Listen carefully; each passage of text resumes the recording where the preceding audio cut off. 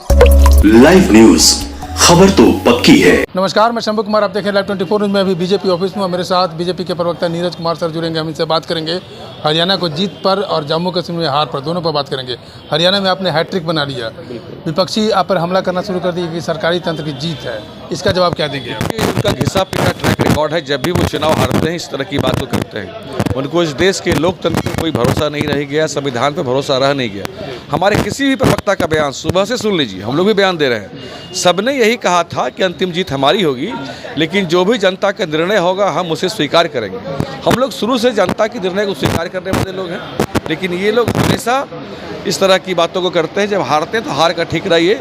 संविधान पर, कोर्ट पर, न्यायपालिका पर, इलेक्शन कमीशन पर कभी कह देते हैं जनता पागल है, जनता खराब है, यहाँ तक बोल देते हैं। दरअसल उनकी हार का कारण है तो राहुल गांधी विदेश में जाकर आरक्षण को ख़त्म करने की बात की, विदेशी ताकतों के साथ बैठकर उन्होंने मीटिंग की और जो देश तोड़ने की बात की, ये उसकी हार है। ये देश तोड़ने की बात करिए सर। ये बताइए कि ये जादू आपका बिहार में 2025 में चलेगा, झारखंड में चलेगा? झारखंड में भी नवंबर में बिल्कुल कार्यकर्ताओं में इससे उत्साह आएगा और झारखंड, बिहार, हर जगह इसका लाभ हमको मिलेगा। और जम्मू कश्मीर में देखिए कि हम लोग इस बार सबसे बड़ी पार्टी बन के उभरे हैं। अकेले दल के रूप में हमें 29 सीट आया है और घाटी के एरिया में भी सबसे बड़ी बात है कि हमें बहुत अच्छे वोट आए हैं। सफलता है। कई एक विधानसभा क्षेत्र घाटी में ऐसे हैं जहां 98% मुस्लिम समाज के लोग हैं, लेकिन वहां मात्र 1000 वोट से हारे हैं। तो ये हमारी बहुत बड़ी सफलता है। यहाँ तो हम हैट्रिक लगाए ही, और जम्मू कश्मीर में भी हम सबसे बड़े दल के रूप में। कांग्रेस तो बेकार उछल रही है ना। क्या हरियाणा का जीत का श्रेय आप किसे देंगे? वहाँ के मतलब मोदी जी का श्रेय जाएगा या वहाँ के? निश्चित रूप से एक अकेला सब पर भारी है इसमें, एक अकेला सब पर भारी, इसमें कहाँ कोई संशय है। अच्छा, ये जलेबी फैक्ट्री पर क्या कहेंगे? जलेबी, राहुल गांधी जलेबी की फैक्ट्री खोलने की बात कर रहे हैं। उनका जो जलेबी जो सुबह से वो बनाना शुरू कर दिए बनाना, लेकिन जलेबी में वो कितना भी मिठास डाले, लेकिन वो इतना कड़वा बन गया कि वहाँ की जनता उस जलेबी को पचा नहीं पाई, खा नहीं पाई। उस जलेबी को उनको डस्टबिन में फेंकना पड़ा।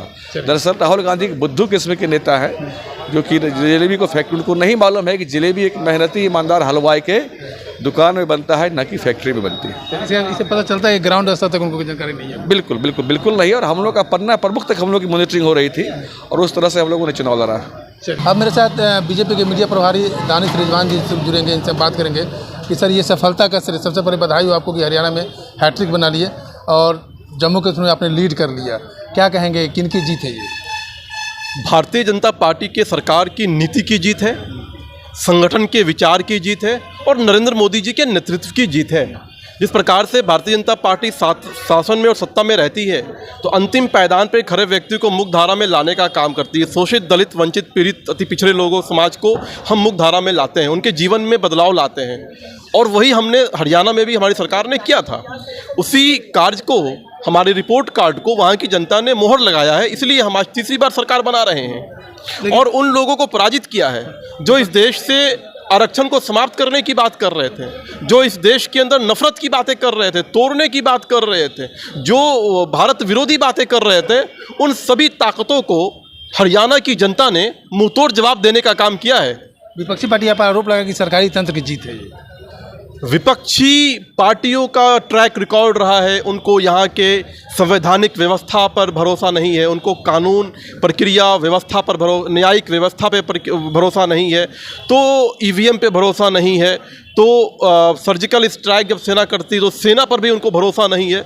तो उनके लिए इस तरह की बातें करना कोई बड़ी बात नहीं है।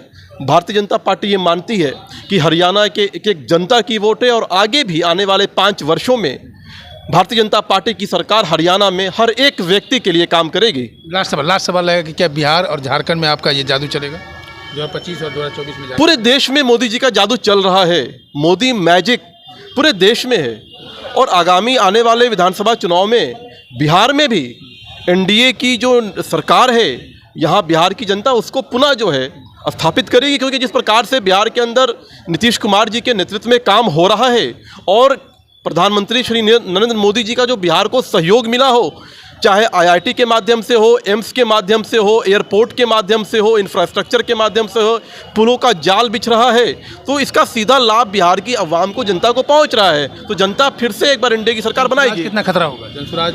कोई खतरा नहीं है। चलिए, आपने सुना मीडिया प्रभारी दानिश रिजवान को, जिन्होंने कहा कि 2024 में झारखंड और 2025 में बिहार में विधानसभा में भी हम लोग हैट्रिक बनाएंगे और यहाँ पर दोबारा जीत दर्ज करेंगे और बीजेपी की सरकार बनेगी और मैजिक जादू का मैजिक नरेंद्र मोदी का फिर से दोबारा चलेगा।